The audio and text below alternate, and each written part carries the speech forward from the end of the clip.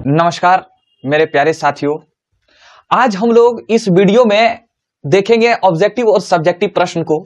हमने आपको हिंदी के पाठ्य पुस्तक में पढ़ाया था अति सुधो सने को मारग है, और इसी का दूसरा पद था मो आंसू वानहि ले बरसों। तो हमने जो पढ़ लिया ना, उसी टॉपिक से आज हम लोग ऑब्जेक्टिव और सब्जेक्टिव प्रश्न को करेंगे। उम्मीद करते हैं कि आप शानदार तरीके से बनाएंगे। तो चलते हैं हम लोग अपने प्रश्नों की दुनिया में। पहला क्वेश्चन है कि अति सुधो सने को मारग है, छंद के रचनाकार हैं। कौन है? घनानंद। घनानंद जीवनदायक हो कछु मेरी ओ पीर हियूं परसे में किस कवि का नाम आया है मित्रों? तो घनानंद। मो आंसू वाहनी ले बरसों कौन कहते हैं मित्रों? तो घनानंद कहते हैं। अगला क्वेश्चन है कि मो आंसू वाहनी ले बरसों में किसकी बात कही गई है? तो किसकी बात कही गई? विरह वेदना। मो आंसू वाहनी ले बरसों यानी कि जब घनानंद युद्ध के मैदान में जब मूर्छित होकर गिर पड़ता है तो कहता है, रे बादल तुम सबकी सुनते हो, कभी मेरी भी तो सुनो। तो वो अपने कष्ट को बताता है बादल को, और वही बादल घनानंद के आंसू के रूप में सुजान के आंगन में बरस जाता है। वियोग में सच्चा प्रेमी जो वेदना सहता है, उसके चित्त में जो विभिन्न तरंगे उठती है का चित्रण किया है। किसने किया है? तो घनानंद ने किया है। घनानंद किस भाषा के कवि थे? तो ब्रज भाषा के। घनानंद कवि थे किस काल के? तो रीति मुक्ति काल के। याद रखिएगा, कहीं रहेगा रीति मुक्ति, कहीं रहेगा रीति युगिन।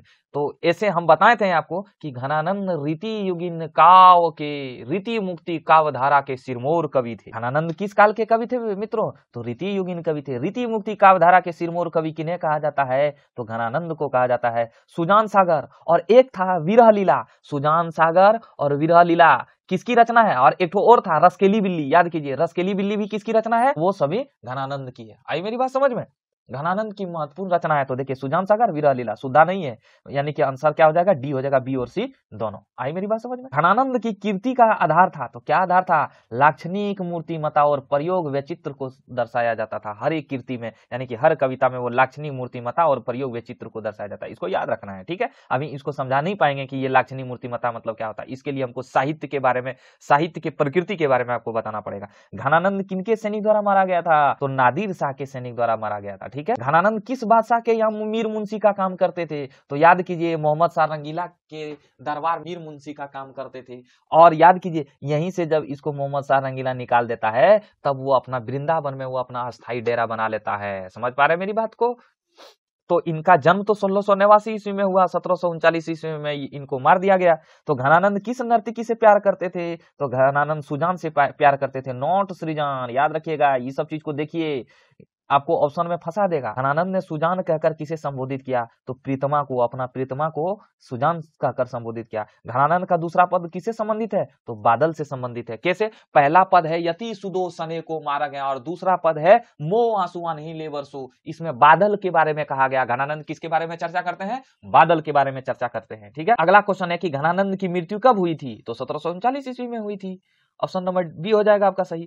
घनानंद ने विरक्त होने पर अस्थायी रूप से कहां निवास किया? तो कहां निवास किया मित्रों? वृंदावन में। हमने आपको बता दिया है। घनानंद ने किस मार्ग को अत्यंत सीधा व सरल कहा?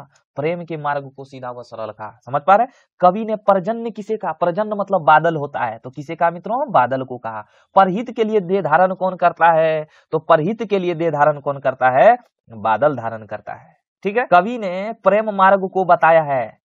क्या बताया है? सरल और निश्चल बताया है कि प्रेम का मार्ग बहुत ही सरल होता है। यहाँ तनको नेकू यानी कि तनको तनिक भी सयान चतुराई, तनिक भी चतुराई और टेढ़ापन नहीं चलता है। कवि प्रेम मार्ग को अति सुदो कहता है, क्योंकि यहाँ तनिक भी चतुराई काम नहीं करता है। बात सही है। यहाँ सच्चाई भी अपना घमंड त्याग कर चलती है। यहाँ कपटी लोग चलने से झिझकते हैं। ये तीनों बात सही है, अर्थात आंसर हो जाएगा आपका उपयुक्त में सभी। नेकू का आधुनिक मानक रूप, मतलब नेकू का मतलब क्या होता है? तो नेकू का मतलब होता है तनिक भी नहीं, मतलब तनिक भी। घनानंद ने जीवनदायक किसे कहा मित्रों? तो जीवनदायक बादल को कहा। घनानंद के अनुसार प्रेम का मार्ग कैसा होना चाहिए? तो सीधा व सरल होना चाहिए। प्रेम की पीर की कवि किन्हें कहा गया? तो किन्हें कहा गया मित्रों? घनानंद को कहा गया। अब हम लोग चलते हैं सब्जेक्टिव की दुनिया में। पहला क्वेश्चन है कि कवि प्रेम मार्ग को अति सुदो क्यों कहता है? इस मार्ग की क्या विशेषता है? तो कवि घनानंद कहते हैं कि प्रेम मार्ग को अत्यंत सरल कहा है। किस मार्ग को सरल कहा है? अति सुधो मतलब क्या होता है? सुधो मतलब सरल होता है। मतलब प्रेम का मार्ग अति सरल है, अत्यंत सरल है, क्योंकि इस मार्ग में कोई चतुराई नहीं चलता है। इस मार्ग की यही विशेषता है कि इस मार्ग पर बिना झुके और बिना छल कपट से चलना होता है। समझ पा रहे हैं? इसलिए कवि ने प्रेम मार्ग को अत्यंत सरल कहा, यानी कि अति सुदो कहा है। समझ पा रहे हैं मेरी बात को? अगला क्वेश्चन है, मन लेहूं पे देहूं छटाक नहीं से कवि का क्या अभिप्राय है? यानी कि मन को लेता है मगर देता छटाक भी नहीं, मतलब हल्का सा भी नहीं देता है। तो कवि यहाँ कहना चाह रहे हैं कि प्रेम में देने की भावना होती है। अगर कोई व्यक्ति से आप प्रेम करते हैं तो देने की भावना को समझिए, लेने की आस लगाकर मत बैठिए कि हम इतना दिए तो हमको ये क्या दिया, तो वो कभी प्रेम चल ही नहीं सकता है।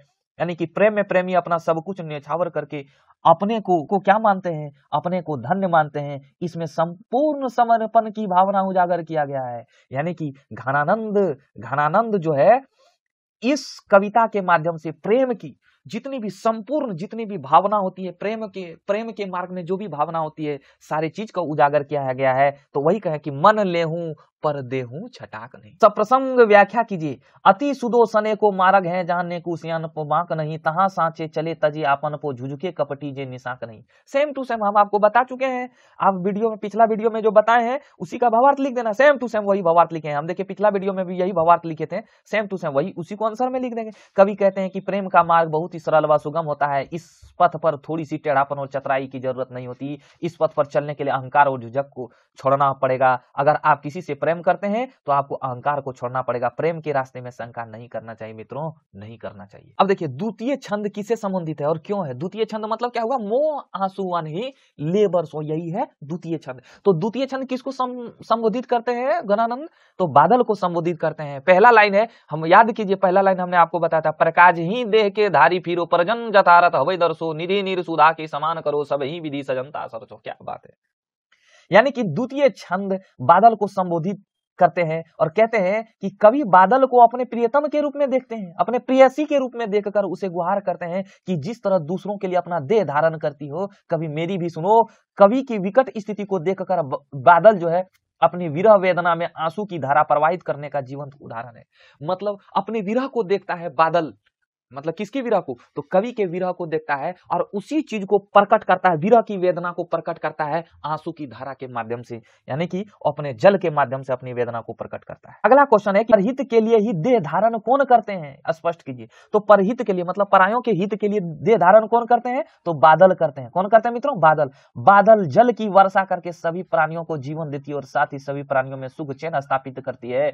उसके विरह के आंसू अमृत की वर्षा कर जीवन दाता हो जाता है। यानी कि बादल क्या हो जाता है? अमृत की वर्षा कर और वह जीवन दाता हो जाता है, मतलब सबको जीवन देने वाला हो जाता है। फिर अगला क्वेश्चन में कवि कहते हैं, कवि कहां अपने आंसुओं को पहुंचाना चाहते हैं और क्यों? कवि अपने आंसुओं को सुजान के आंगन में पहुंचाना चाहते हैं क्योंकि वह उसकी याद में व्यथित है। मतलब उसकी याद में वो तड़प रहे हैं। कौन? सुजान। और अपनी व्यथा की आंसुओं से प्रेयसी को भिगो देना चाहता है। मतलब अपने विरह वेदना की आंसुओं से अपने सुजान को भिगो देना चाहता है कि लो सुजान, मैं तुम्हें बहुत दिल से चाहा था, इसलिए तुम मेरी वेदना को समझो, तुम मेरी विरह को समझो, ताकि कवि की वेदना को समझ सके। कौन समझे? तो सुजान समझे। समझ पा रहे मेरी बात को? अगला प्रश्न है, प्रकाश ही देह की धारी फिरो परजन जथारत हवे दर्शो निधि नीर सुधा के समान करो सभी विधि सजनता सरसों। फिर इसी का अगला लाइन था, घनानंद जीवनदायक हो कछु मेरियो पीरहियो परसों अब हूं वह विशासी सुजान के आंगन मोह आंसुवान ही ले वर्षों। तो ये दिया गया है, ये पंक्ति दिया गया है। इस पंक्ति में पूछा कि इस पंक्ति के रचयिता कौन थे, मतलब कौन थे? लिखने वाले व्यक्ति का नाम कौन थे? घनानंद। परजन शब्द का अर्थ क्या होता है? तो मित्रों बादल होता है। परोपकार के लिए कौन देह धारण करता है? तो कौन धारण करता है? बादल। घनानंद किस काल के कवि थे मित्रों? तो रीति युगीन कवि थे। ये था आपका सब्जेक्टिव और ऑब्जेक्टिव। तो मित्रों कैसा लगा?